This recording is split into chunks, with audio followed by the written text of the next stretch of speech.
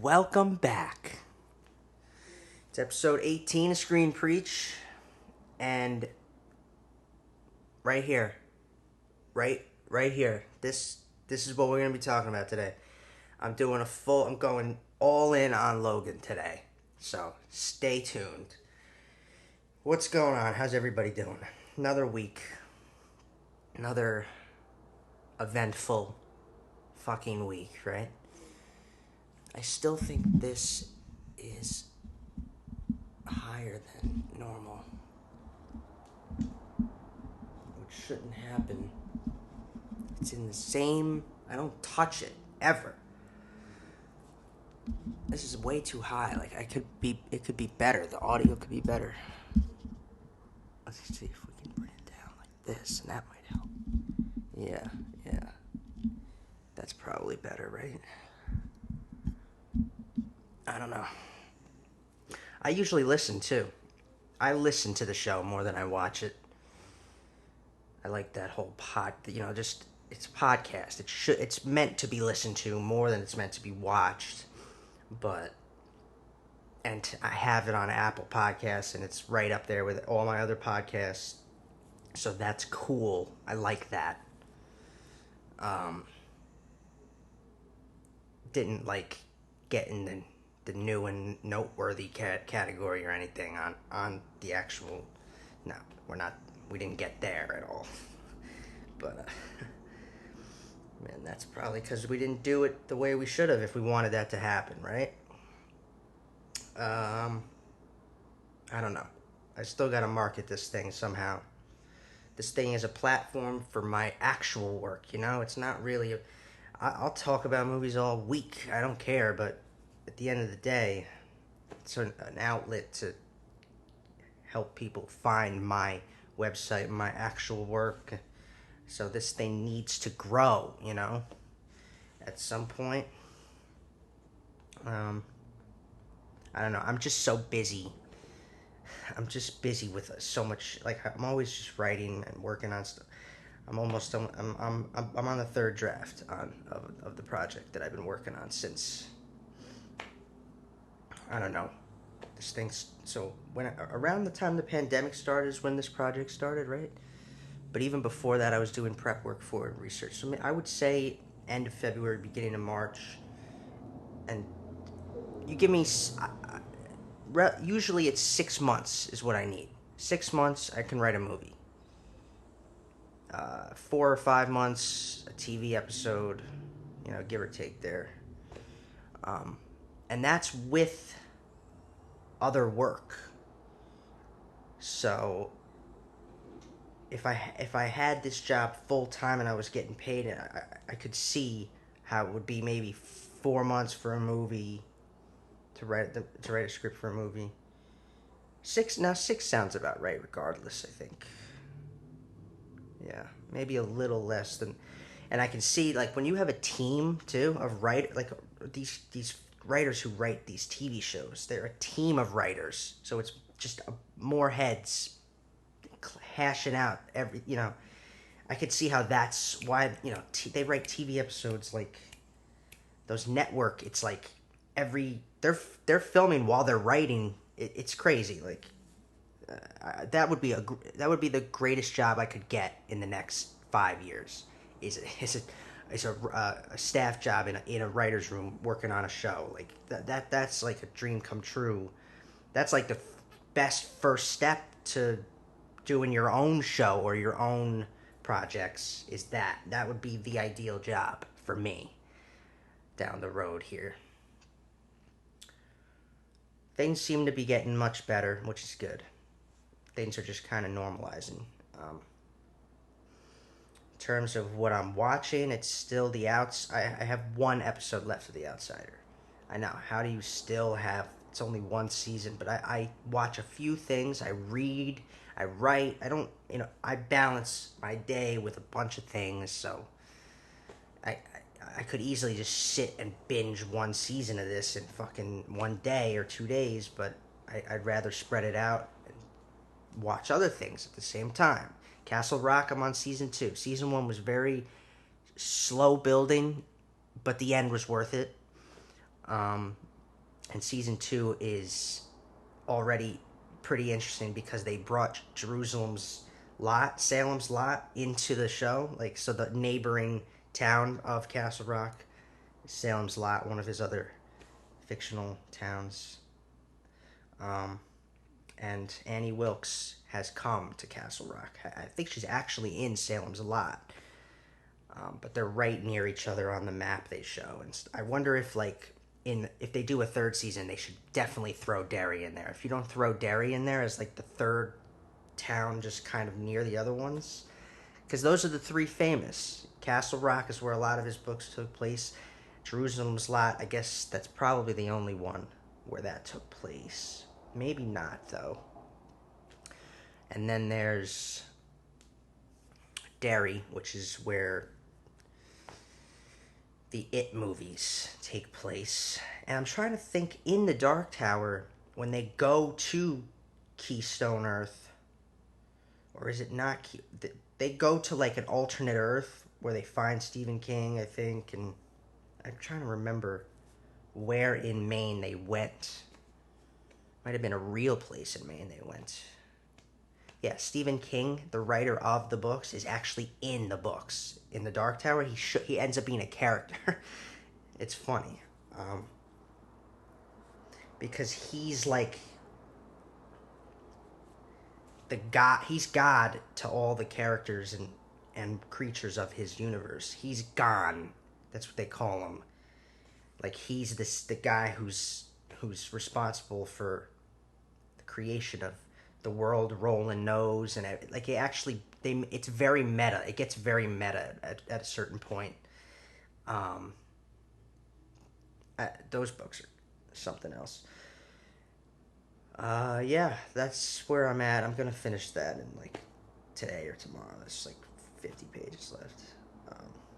And then it's just Star Wars for a while. I'm gonna do the whole Legends expanded universe arc for Luke and Leia and Han. I got 100 pages left in the first book in that series. Still just the outsider, and I don't need to really talk about it. If there's one thing that I would say I wish they did in the show that they did in the book, is there's one part in the book that freaked me out, and I would have liked to have seen cinematically, but I understand they kind of made up for it by doing something at the end of the show now that's similar to it with the video and stuff. But in the book, it's like one of the first leads he gets to the idea that there could be something non-human involved in this. So when he's walking with Terry to the courthouse right before he gets shot, Terry, and dies, during that scene in the book, he sees the outsider for a second. Stephen King spends a paragraph or two explaining how he sees a man with a burned face and a shirt or bandana on his head briefly, and then later he's looking through the news footage from that day when Terry gets shot, and he's baffled because he can't find the guy with the burned face. He doesn't show up, and he specifically points out who that guy was standing next to, and then the video shows that person, and he's not there. It's almost like a vampire thing who can't see his reflection in the mirror. And that freaked me the fuck out when I was reading it. And that would have been really cool to see in the book. But I don't know. Leave something. The book should have its own really great moments, and the show should have. The show has its own great moments. It's different. It's the same but different. There's a lot of differences. There's also a lot of similarities. It's been fun to watch that. Yellowstone is still going. The first episode was good. It was a setup episode. Kind of just calm before the storm. I'm sure the second episode might be similar to that, but there's an inciting action coming. It always does. Right now they're like healing as a family in that show, and like, it's gonna get fucked up by something. Yeah, it was good. So that's tonight again. I tried Perry Mason. I couldn't get into it. Something didn't hold me. And it's weird because I like period piece. I love shit like Boardwalk Empire is one of my favorite. I don't know what it is. Something just didn't. I might have to give it another try too because I was distracted by something else. But I won't even get into that because I didn't watch it. Anything else coming up? I don't think so. So let's get going here. I'm doing a deep dive into Logan today, and I'm gonna really talk about it. So I think I'm just gonna brush through this news. I say that all the time though. And do I brush through it? I'm gonna try to brush through it because I do have a lot to say about Logan. Rewatched it, and it's just fucking. You know, I don't have to tell you how great. You already have an idea of what my rating for that movie's gonna be, probably. The biggest thing I saw recently, a couple of things. So Tenet was delayed again, just by like 2 weeks, I think, or yeah. And yeah, it's August 12th now. I thought my August 12th. When is that? Is that a Thursday? I thought my birthday landed on a Friday this year. I could have 14th is a Friday. 12th. What is that? A Wednesday? I don't know what that is. That something's not. They wouldn't drop that movie on a Wednesday. Drop. Release. I don't know. Another thing. So Margot Robbie will be starring in another Pirates of the Caribbean movie. So they're doing another one. They're doing one with the writer of Chernobyl, Craig Mazin, is doing that one, and now they're doing another one separate from that, and Margot Robbie is going to star in it, and the director of Birds of Prey, which I talked about, a good movie, she's doing that Pirates. So there's 2 Pirates movies coming out, and they're different. I don't know what the other one is about, and that one might be the Johnny Depp sequel, right? If they do another I don't know what they're doing there, but this one is Margot Robbie's the main character of this, so it's a different story, which is good. It should switch it up. That franchise would need to start doing new things, new characters, new stories to stay interesting. And then if you want to keep going with Jack Sparrow's arc, you can do that too.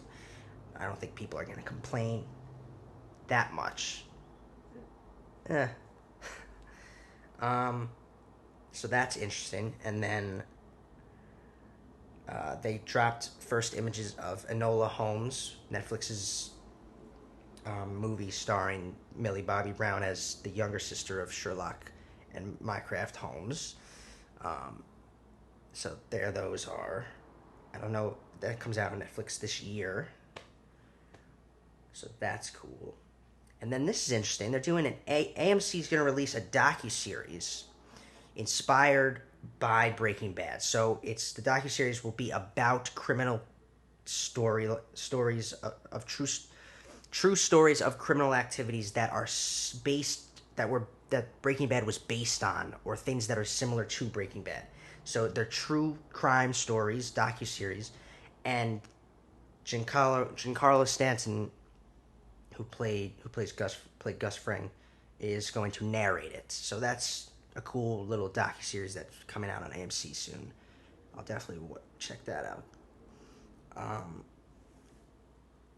Other than that, we have George R. Martin did give an update. Yes, he did. He's planning on finishing the 6th book of Game of Thrones, of A Song of Ice and Fire, finally. Winds of Winter. He says it's looking good for 2021. It's crazy how long. That's 10 years. 2011, I think, was the last book that came out. 10 years later, he drops this. And, the show kind of got in there and, delayed him because he's not going to do the same thing the show did. That's what's interesting about it. He can't. How can you? It would be boring. Just a real quick first prediction. He's not going to resurrect Jon Snow. First, huge difference. Spoilers, but You should have seen that fucking show by now. It was the biggest phenomenon in television history. So you should have fucking seen it by now. Um,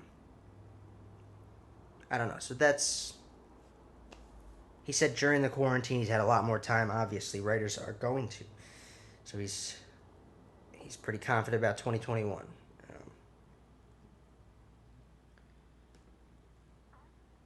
Uh, and then there was this cool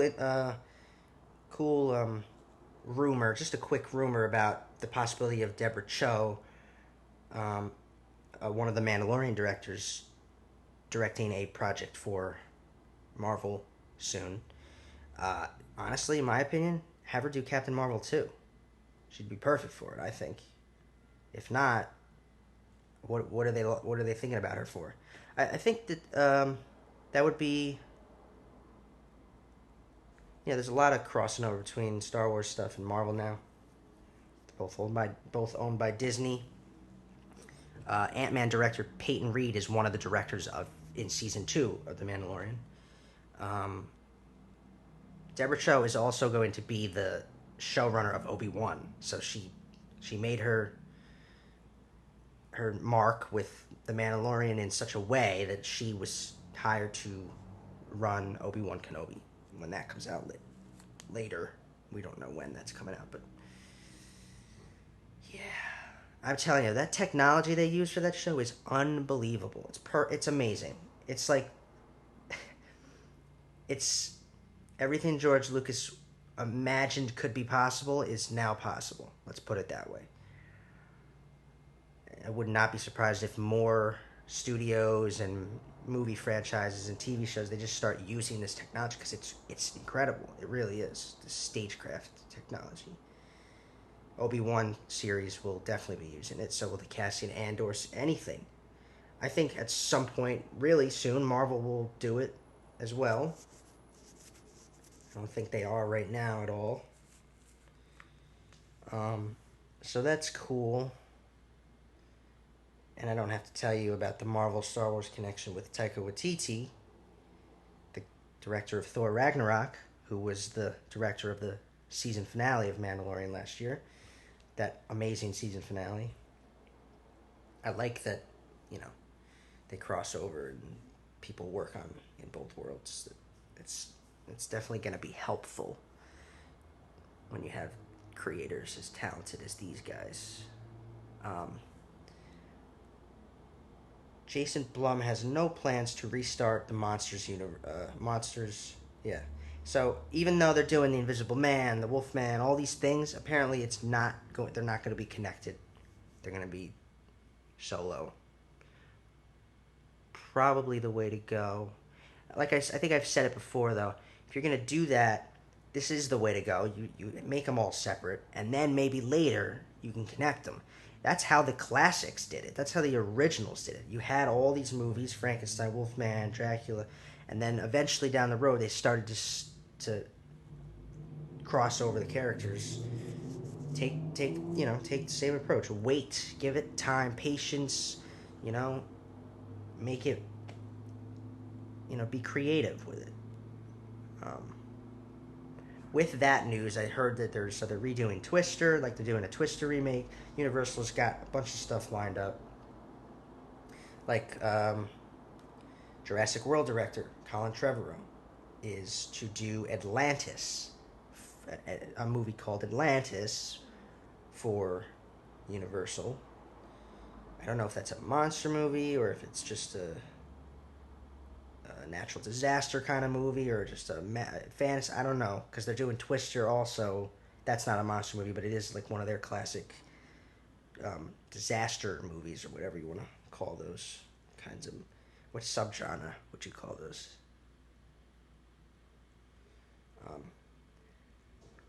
Joel Schumacher died, rest in peace. One of the directors of the old Batman movies, the Burton Schumacher movies. So he directed Batman Forever with Val Kilmer, and he directed Batman and Robin with George Clooney.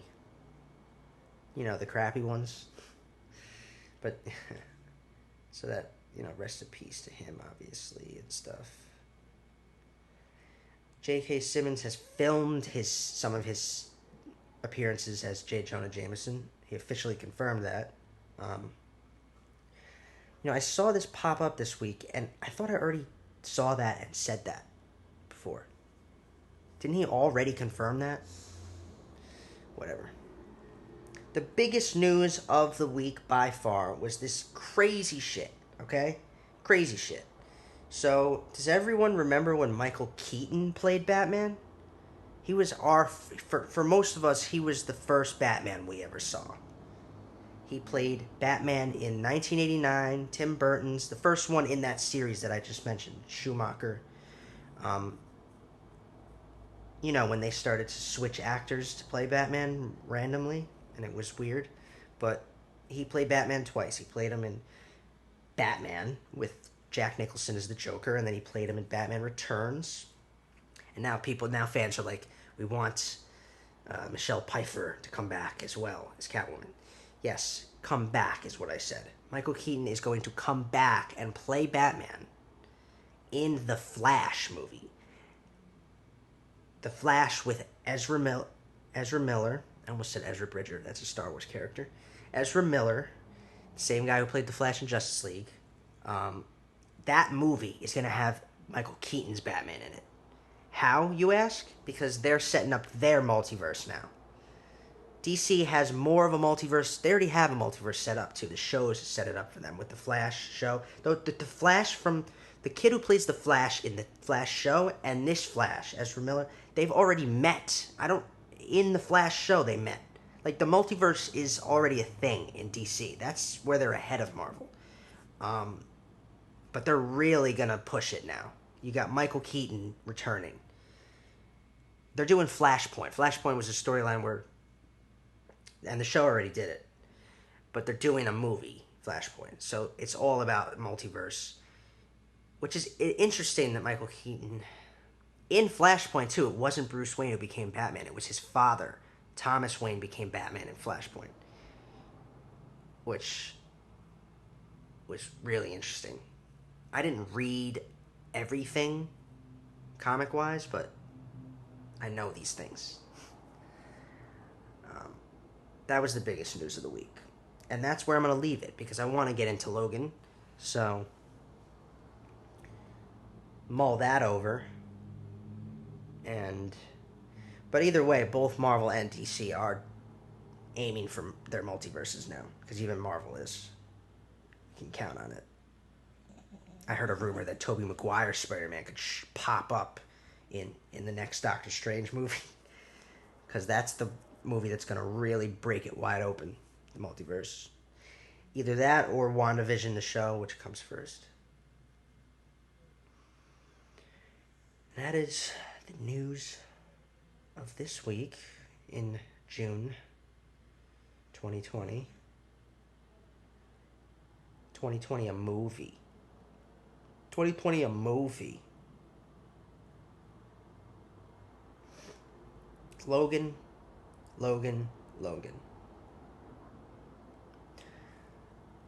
There's no living with the killing.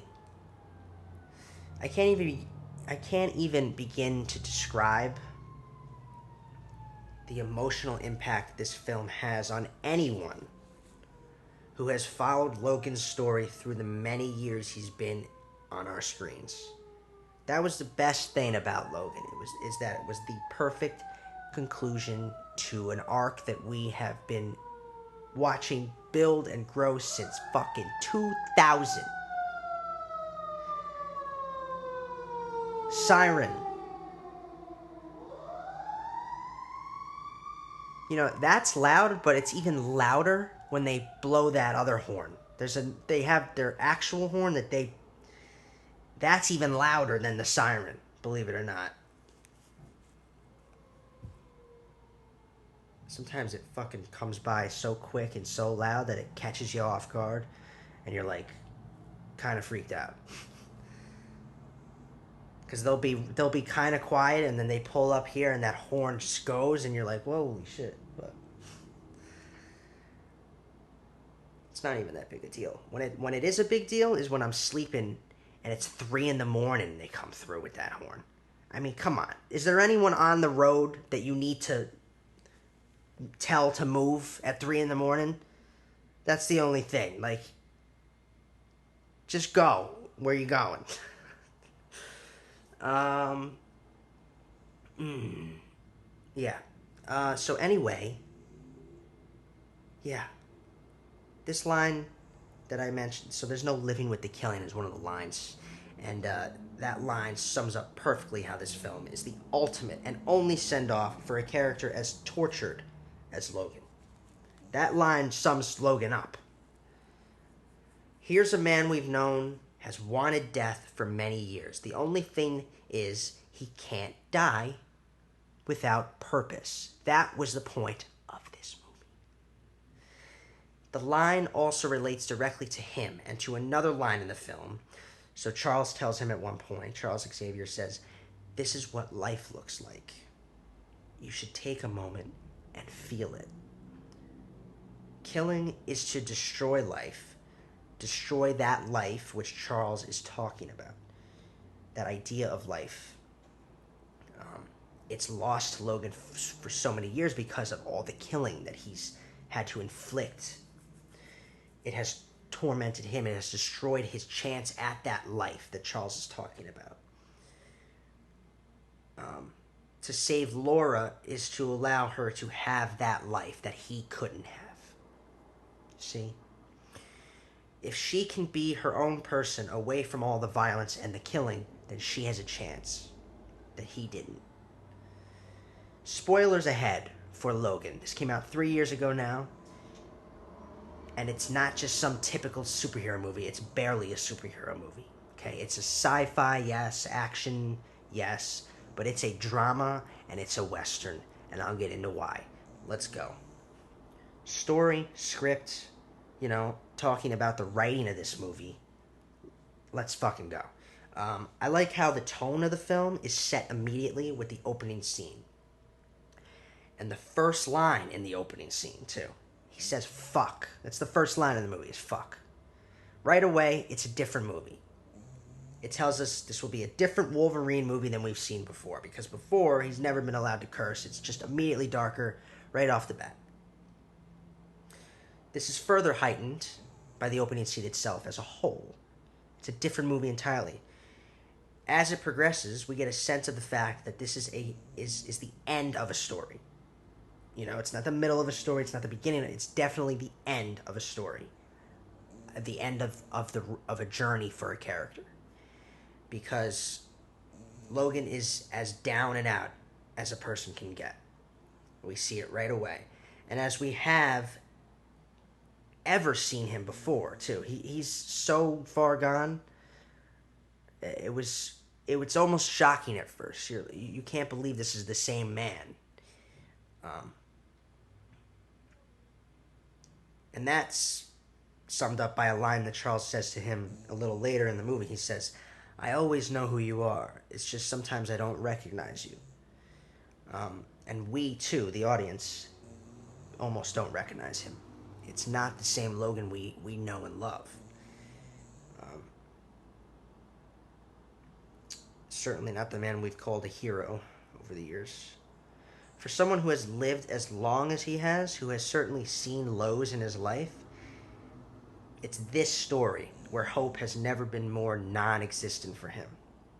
And it's tough for us to watch at first. We right away, in his prime, Logan would have ripped these bad guys apart in the opening scene in 2 seconds. He gets beat up. He takes a beating in that first scene. It takes long for him to fucking take them down. That beating that he takes is symbolic of the downfall he's been going through, too. It's also representing his age and how that has come into play all of a sudden. It's not who we're used to seeing. Life is taking a toll on him. Usually age doesn't come into it. He's a guy who doesn't age. He's a guy, it's just not the same. Despair seems to take over right away as the main theme of this movie. That's where I'm getting at here.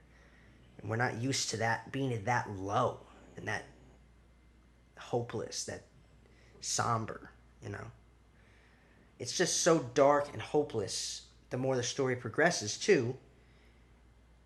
In the beginning, mostly, not later, but in the beginning, it's just like, it's this low point.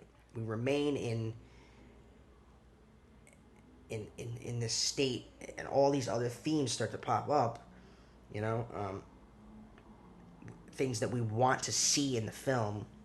We want hope, purpose, fulfillment, sacrifice, which you knew had to be inevitable in this movie. You're not 100%, obviously. You want him to live. You always want him to survive. He's your hero. But those are the themes of this movie. That's just right off the bat, that's what we get. Here's a man who's been through war his entire life. It's even said in a previous film, in a previous Wolverine movie, all soldiers deserve an honorable death. Logan's final journey is about achieving that honorable death. He has been tossed aside, forgotten, abandoned. But one of his key recognitions is remembering that his people, mutants, have also been tossed aside and abandoned. More than that, they are being used and abused with no one to help them. This is summed up by the Laura character that comes along. As the story goes on, it only gets more tragic and less hopeful, especially when we learn more of how things came to be as they are. When we see the world, too, it's desolate. It's just so hopeless. Could I say hopeless a little more? I'm trying to find other words, other synonyms for it's desolate, it's eerie, it's just not the same at all as any X-Men movie. Things are just, mutants are gone. They're going extinct. And that's what makes it so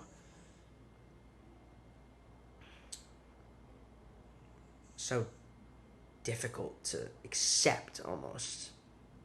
Finding hope and purpose again is his journey in this movie, and it comes in the form of his own daughter. Probably the best way this movie could have gone. Children represent a new start. They represent innocence. And here, you have a guy who wants nothing to do with anybody. He's just done. He's given up.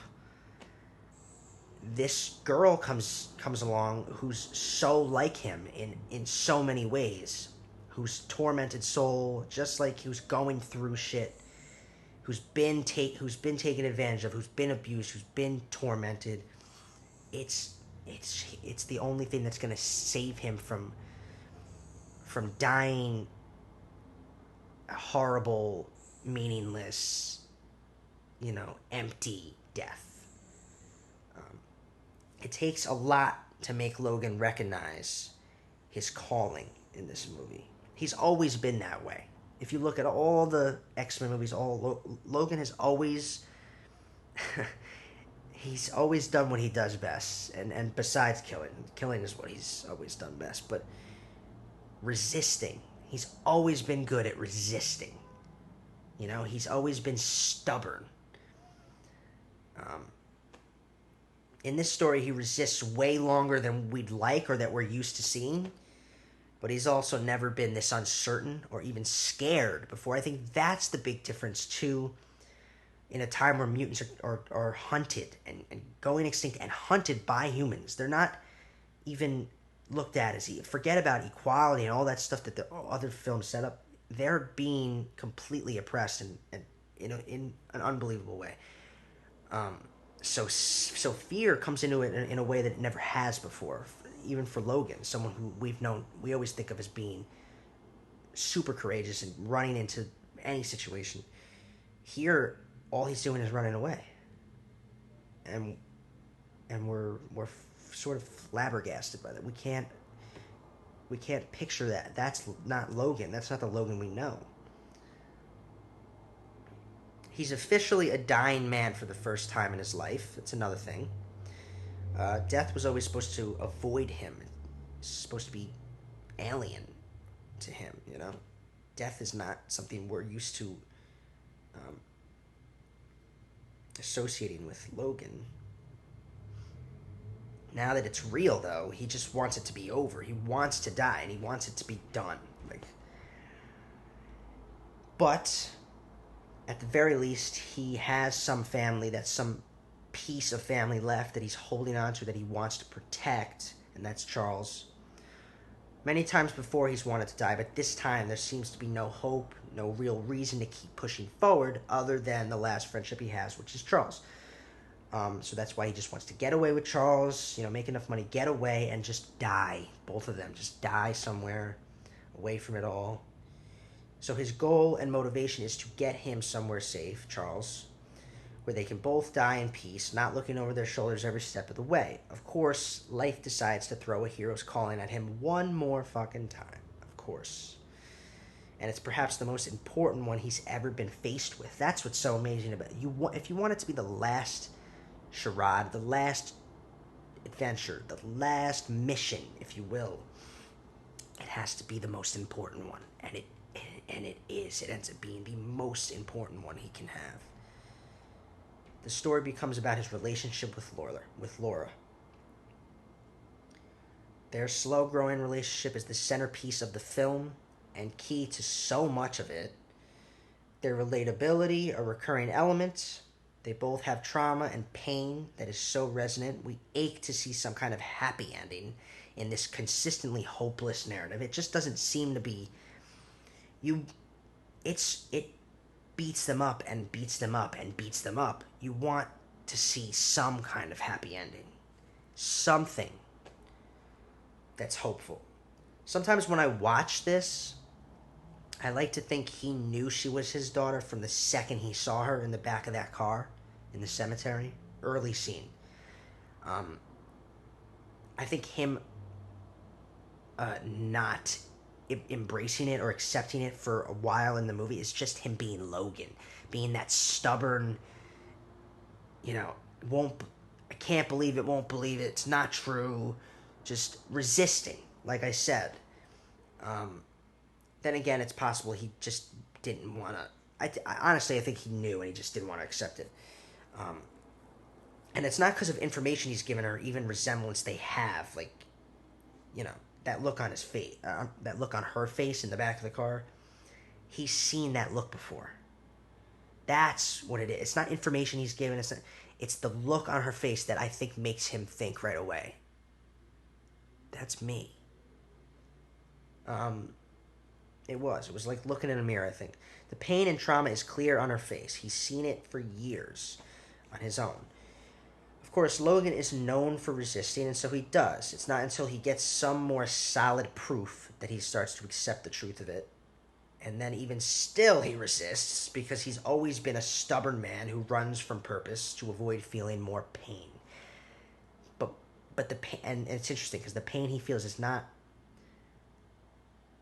It's not so much to spare him as the other person, which they get to. At the end of the film, that's what it becomes. He explains that to her, which I'll talk about.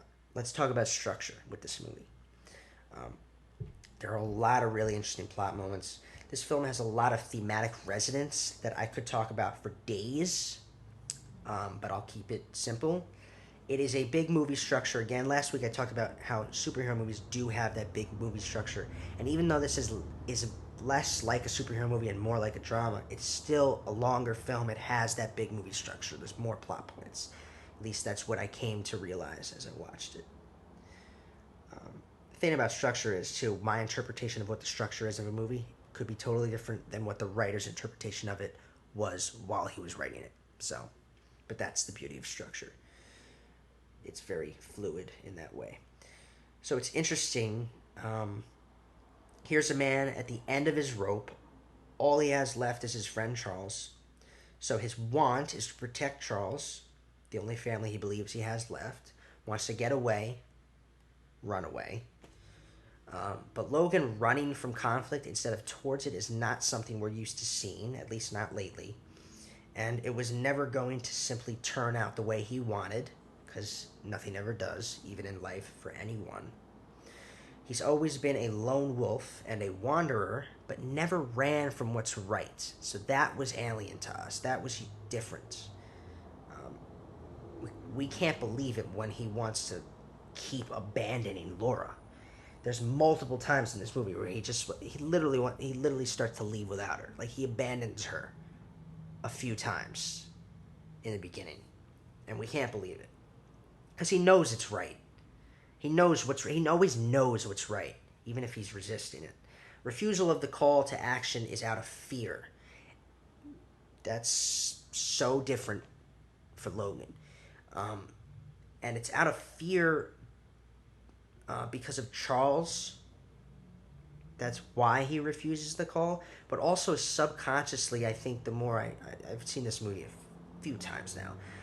This time watching it, I think subconsciously here, he's still about doing the right thing. So keeping Charles safe and away from people is also keeping other people safe. So that's also why he wants to get away. Subconsciously. He doesn't ever frame it that way or look at it that way or say that.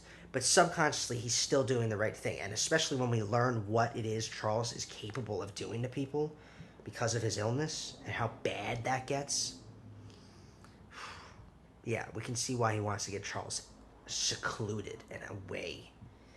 Logan's the only one who can survive his shit, too, because of his healing. And even that's fading. I think in his perfect scenario in the beginning, the ideal scenario for Logan would have been to die by one of those episodes. Just him and Charles, just away on a beach somewhere, both die from the same thing. Just end it. And if not that, it's the disease he's suffering from that will take him out inevitably. So with these movies, we do get the set piece plot points. Each plot point is more and more about him accepting that a true purpose and worthy final fight has found him again. I think the inciting action is when he's confronted with our main antagonist in the film, when he gets in the limo, thus putting him on guard and putting him on the bad guy's scent. But really, it's the Mexican lady who has Laura confronting him that really sets up the events of the film. So that's kind of like a key incident. It's also his official refusing of the call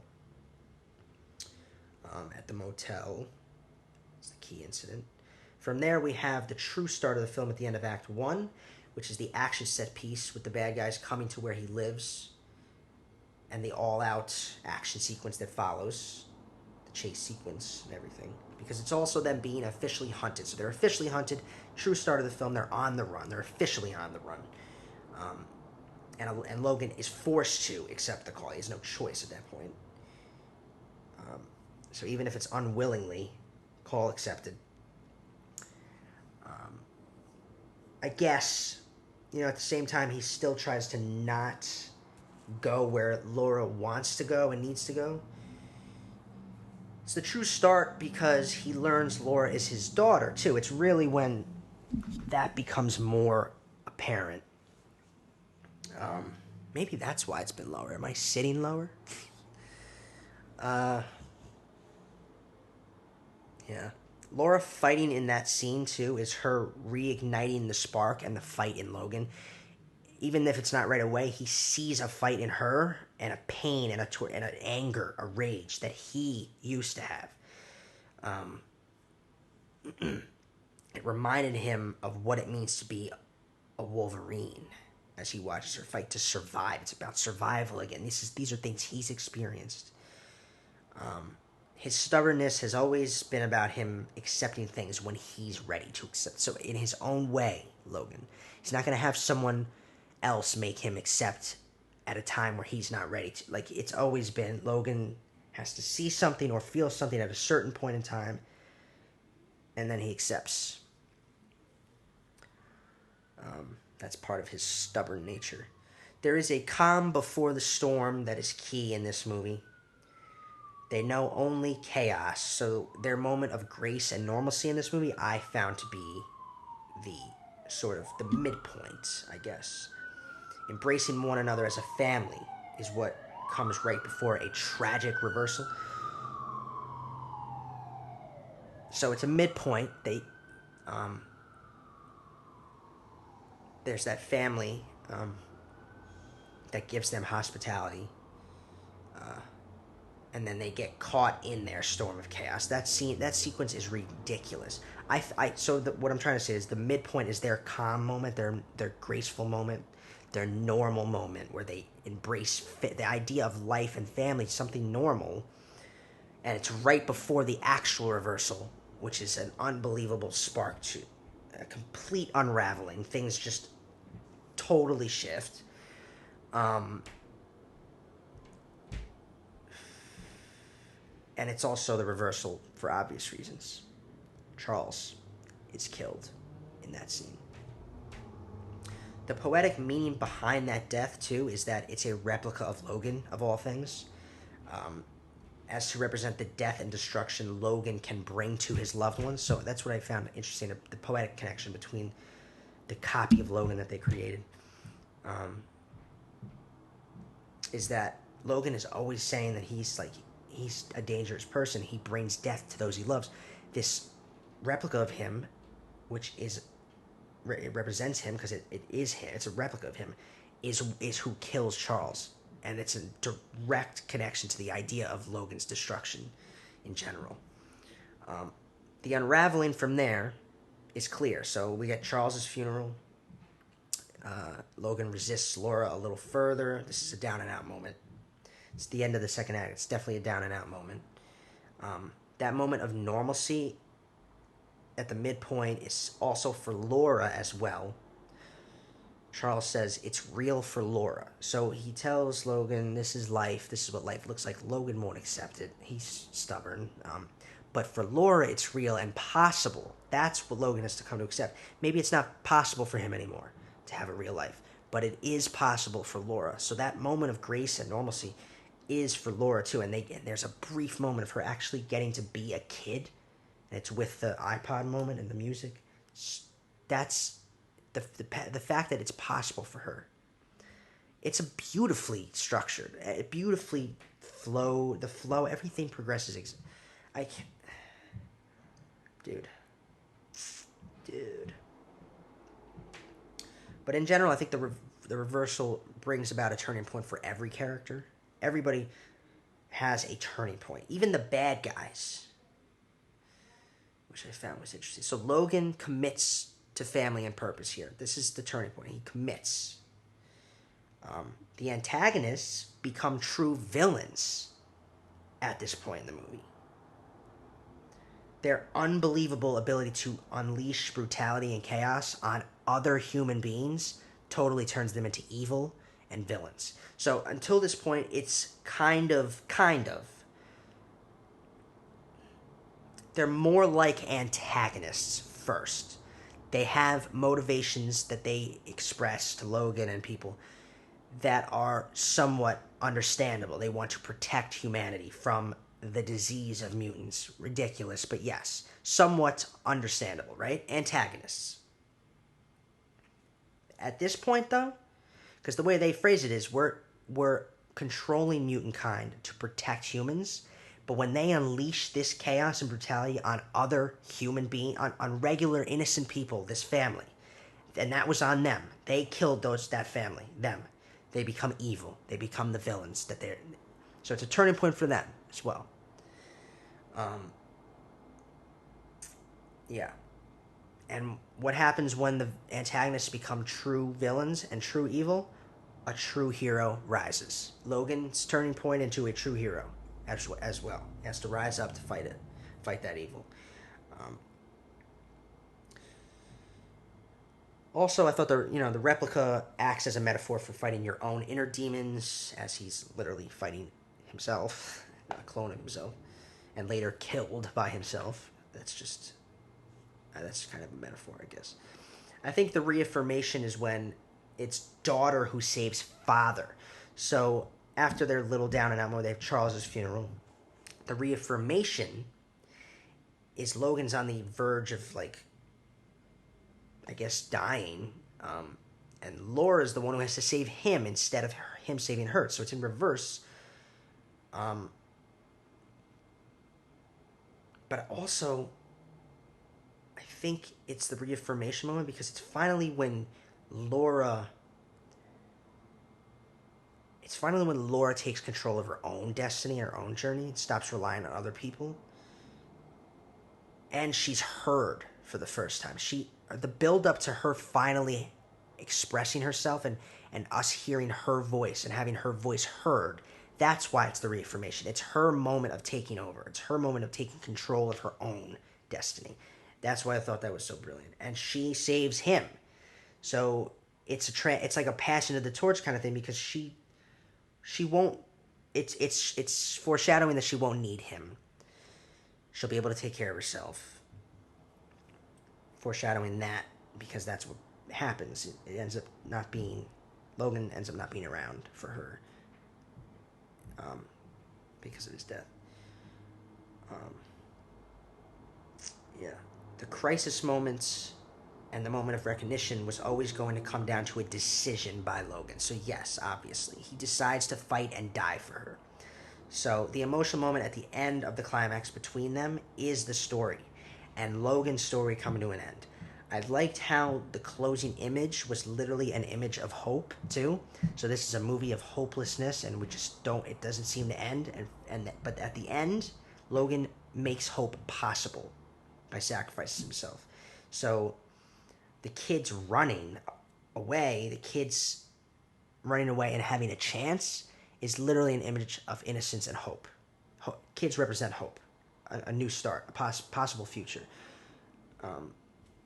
So that was a beautiful way to close the movie.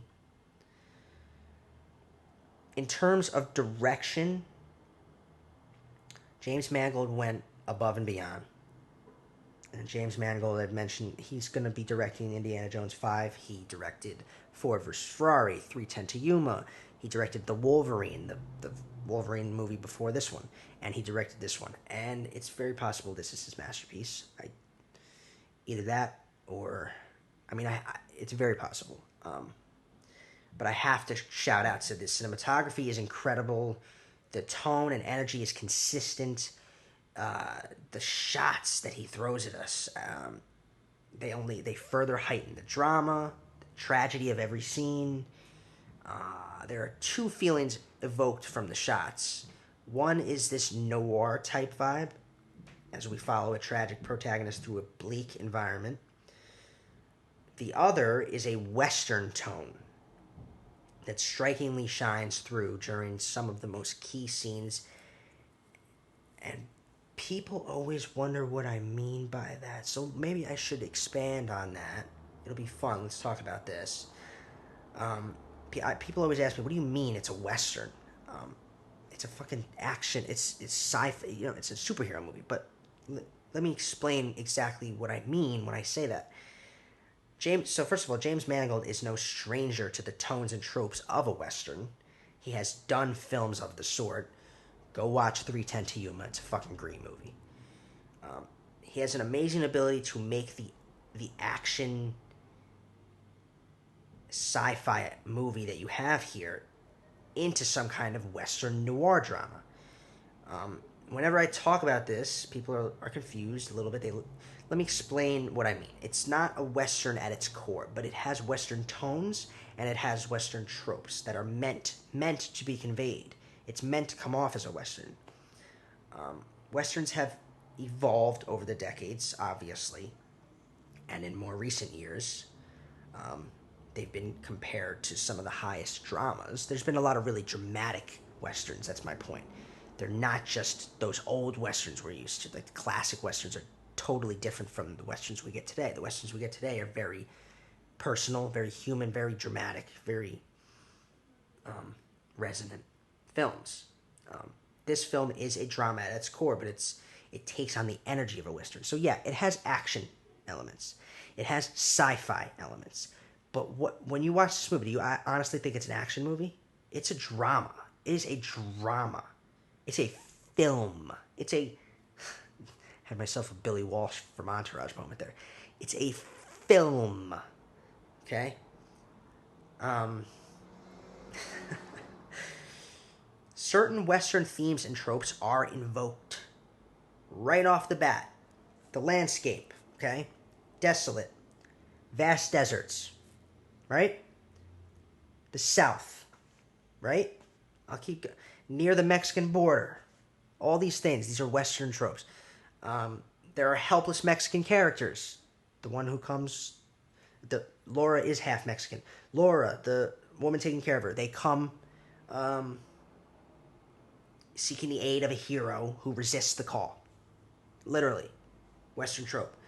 And although there are no horses, okay, there's no horses, but the car chase scenes with this film, with that score overlapping it, by the way, Marco Beltrami, who scored 310 to Yuma, he has an ear for Western tone. His score's fantastic. So with that score, with the overplaying those car chase scenes, it has the exact feel of a horse chase sequence from a Western, especially with the train moment, and that's literally like from fucking classic Westerns. He literally Logan has to evade the train in that scene too. So even though it's a car chase, it's literally like a horseback scene from a Western. Logan acts as the reluctant lone gunslinger who is tasked to protect innocent lives from greedy hired guns of evil corporations, literally, like Westerns. Logan protecting the children is reminiscent of cowboys or the lone cowboys who protect innocent ranchers or farmers from invading outlaws and savages. It's literally like that. But perhaps the two big things that make it a Western that you may not pick up on if you aren't attuned to the ear is, like I said, Marco Beltrami's score. His score just adds to the desolate landscape. The other big thing is a reference in the movie to a Western. It's one of my favorite moments. So, there's a reference in the movie at one point. Through thematic tropes. What did I say? It's a reference to Western and not through thematic tropes. Is the... forget what I don't know what I wrote there. Sometimes having a prompt doesn't help. This whole fucking thing does. Anyway, there's a reference to Shane, the classic Western Shane. Okay, which is a Western from way back. In this movie, they're in the hotel. They watch the movie. They watch in the hotel room. And there's a famous line of dialogue in that movie that Laura then recites at Logan's burial site. And they are directly parallel to each other. The lines are, there's no living with the killing. I already mentioned this in the beginning. It's a brand that sticks. This line is a true embodiment of who the character of Logan is. Literally. The film they watch, too, is a single word title. Shane. And we're watching a movie called Logan. See the connection? That's just a little point that out. The main characters also have things in common, being lone heroes who struggle with their violent pasts. Shane, Logan, both have that in common. But also what that scene is about in Shane sums up what Logan is fighting for in this story.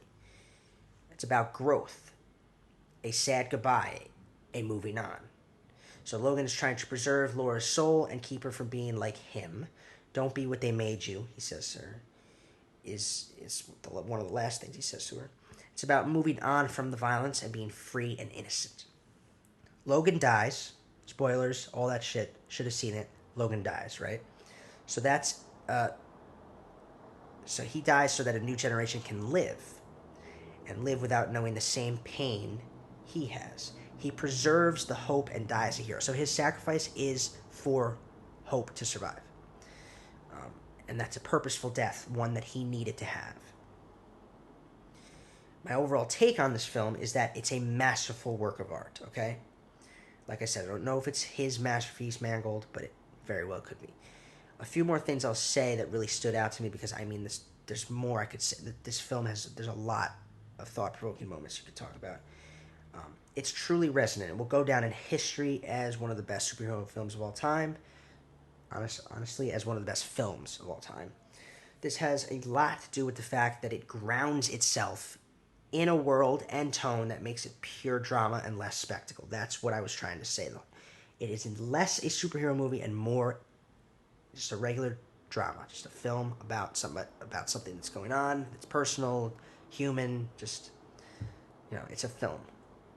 Logan is an old soldier with so many scars, so much trauma, a lot of which we, the audience, have seen. If you've watched all these films over the years, if you've followed Logan's story, we've seen all the shit he's gone through. So I thought it was interesting. There is a post-traumatic stress element here to his character in this movie. The film has strong social messages that only further add to what X-Men films have done in the past. PTSD is a possible message. So he's a drunk, he's an addict, he's aggressive, he's legitimately scared of things for the first time. We haven't seen that before. Dangerous to himself and others, has regret from past things he's done, has nightmares, and is full of despair. These are all things that can be attributed to PTSD. The nightmares used to help differentiate Logan and Laura as well make it clear that hope exists for Laura, even though it may not anymore for Logan. So I think the compare and contrast between Logan and Laura is an important thing to touch on. So she says to him, "In my dreams, people hurt me." And Logan says that in his nightmares, I hurt people. So their differences are fundamental. Laura is a victim and Logan is an inflictor. That's the difference between them. So that line, he says, "Bad shit happens to people I care about," is him making the decision not to be an inflictor to her. He does not want her to suffer the fate that other people he's loved have suffered. The most recent one being Charles. And he loves her. You can tell that he loves her in that moment too. That's the most powerful moment in the fucking movie. And he wants to protect her. He cares about her, and he wants to make sure that he's not going to lose her too. He wants to make sure she's safe. He decides to save her by abandoning her. So this is a tough moment. It's a very powerful, impactful moment because she's been abandoned her whole life. She's been wanting that father figure the whole time throughout the story, and he's once again going to abandon her here at the end. And he tells her it's because he wants to protect her. Bad shit happens to people I care about. He wants to get away from her in order to protect her. But his decision has to change. So there's a climactic decision that he has to make because she's in danger again. So instead of... So his death coming with more relief than something more painful is because it... What did I...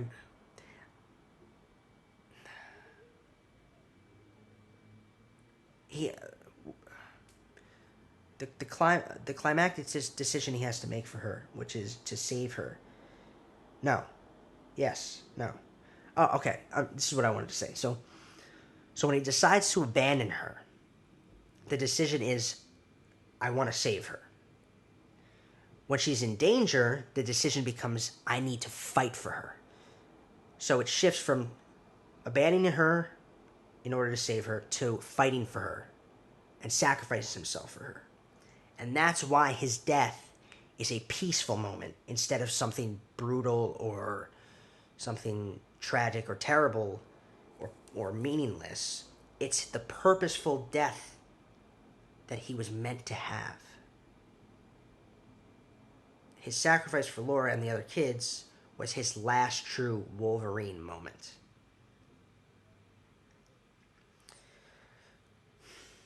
Yeah. Sorry if I stutter a little bit. I have a lot of thoughts going at once here. Like, I have stuff written, but I also, like, it's going up here, too. So it's like they're kind of colliding with each other. That's why I also like that scene where they're trimming his beard. At the end, the kids are trimming his beard. That moment was important. That's a little subtle thing that you might not pick up on. But I really appreciated that moment because it's that last Professor Logan moment. You know what I mean? So if you're watching these films all these years, Logan has always been one of the teachers to the students at Xavier's school, right? That moment is like students breaking their teacher. So I really appreciated that moment. It's that last little Professor Logan kind of moment that was really kind of sweet. Um, Logan's journey here is truly also about becoming a father all of a sudden. So that was the one thing I didn't touch on yet, but I like how the filmmakers, but more so the performers themselves, play with this idea by heightening the animalistic nature. So here's something they briefly they it's a little thing that they do, but there's an animalistic nature to Logan and to Laura being Wolverines. Um, Logan has always had that animal mentality, so it becomes about primal animal instincts between father and daughter. Um, like when Laura screams during the turning point of the film at that family's house, she screams and it sounds like she's yelling "Dad." If you listen to that scene, like go rewatch it. When she yells there, the clone is attacking and whatever, and Logan's up in the house and she's out in the yard. She's yelling that animalistic Wolverine yell that we've seen Logan do a shit ton of times in the movies. She has her own Wolverine scream and primal animalistic scream that she has, and it sounds like she says "Dad" when she does it. I just thought that was that might just be me overthinking or overlooking something, but it is similar to how Logan has always been like that. When he is about to take someone on, he's always done that fucking. He does it in this movie too. There's an animalistic nature to being a Wolverine, you know. Especially when all you have is to survive. And then obviously a couple other little things. The fact that it's adamantium that's killing him is just the irony of the entire story of Wolverine. It's just another beautifully constructed element to this masterful film.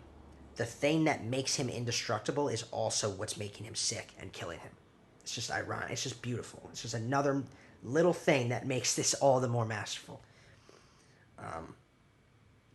I'll comment on the antagonists of the film quickly.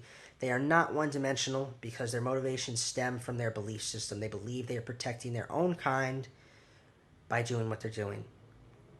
There is an effectively constructed arc for them as antagonists. And like I said, they actually become villains at the turning point of the film, when they allow a clone of Logan to do what it does to the innocent family.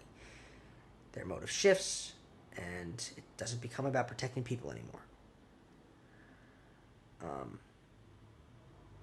It's a little similar to Magneto a little bit at one point. I don't know, like Magneto that's why he's not a one-dimensional villain, because it's about protecting his kind and protecting his people, protecting mutants. That was always the connection, the parallel, is that Charles was like Martin Luther King and Magneto was like Malcolm X. Magneto believed in taking more direct actions, violent approaches to things. These are just another. It's a pretty good arc for the villains in this movie, I think. The last thing I'll say, because where are we at with time? I know that I'm sure I was expecting to go over. Yeah, we're over, but we're good. Let's finish it up. The last thing I'll say is this. You have to understand, being someone who watched and grew up on the X-Men films, on Logan's and Charles's story, to have had these characters guide and raise you a little with their stories, like they did for me, watching them throughout my youth, all the way up until I was an adult. To watch them both die in this film is the most powerful and fucking saddest experience that I've had in the theater over the last 3 years. One of the most emotionally powerful experiences that I've had in a theater was this movie. And that's why. And another thing, I guess, I like how the themes of the X-Men films remain consistent. So it's always been about the civil rights of mutants. And here they take it to the extreme. mutants are oppressed at the highest level because they're being hunted. So I think that that's important, that the themes of X-Men do carry over here. Let's rate it. I'm going to rate the movie. I've already said it. It's a masterful work. Don't know if it's Mangold's masterpiece, but I'm going to say that it is. It's been a great one. I love that I've loved talking about it. This is a great one to talk about. And so for that, I give it a 9.6 out of 10. It's amazing. You know, the word that I pick for movies that I rate 9.6 and up are amazing, but really that term should be masterful. Because it's masterful. And that's all I have to say about that. Can you name that movie? Let's do our quote of the week, by the way. Excuse me.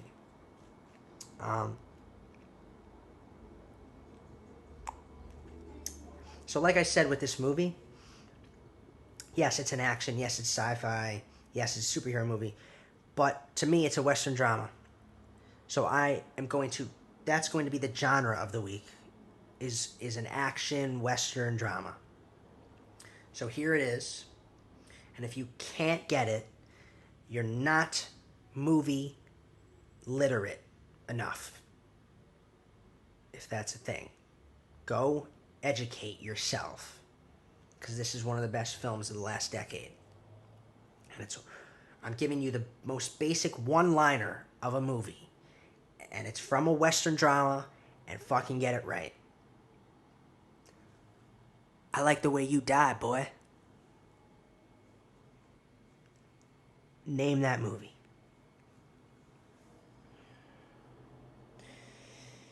Alright, good episode. Good episode, people. See you next week. I'm going to follow up with Hugh Jackman, do his latest performance. I'm going to talk about Bad Education next week, the latest HBO film. If I don't do an episode next week, it's because I'm busy. My dad's coming to visit, so there's that. But just know that the following week, there will be. I'll be back, don't worry. So if there's no new episode next week, it'll definitely be the week after. I'm also going to start doing a couple little things, little fun things for people who want to see. I'll do a couple of little videos. You can find them at BMS Studios on YouTube. So subscribe to BMS Studios on YouTube. I'm going to do a couple of breakdowns of collections that I might have. Like I have the Star Wars Legends collection. Maybe I'll do a breakdown of it. I have I have Blu-ray and DVD collections of stuff. I might do a breakdown of that. Just some fun stuff like that. Screen Preach special editions and stuff. But as always, you know who I am. You can follow the show at Screen Preach. Follow me at the Ben Morganti. You can also follow me on Twitter, but fuck Twitter. It's kind of boring, honestly. Check out my website. That's why I do this, I guess, for the most part. So check it out, benmorgantistory.com. Got some cool stories up there for anyone to read. And a seventh project will be going up there soon when this one's done in August. The one I'm working on. Support the show at patreon.com/benmorganti. Subscribe. Well, trying to say that fast. Subscribe. Subscribe. That's a tough one. That's a tongue twister. And we're done. Find it on Apple and YouTube. Apple Podcasts and YouTube, the show. And come back next week and all that stuff. New episodes every Monday. Have a cinematic week.